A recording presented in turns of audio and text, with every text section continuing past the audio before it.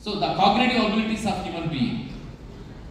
the intelligence levels, the creative talents, and everything can be utilized in making the things to happen as far as short film is concerned. So here, in this context, whatever the things that are being happening in and around us,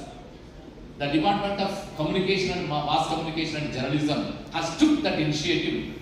to make the younger generation of journalists,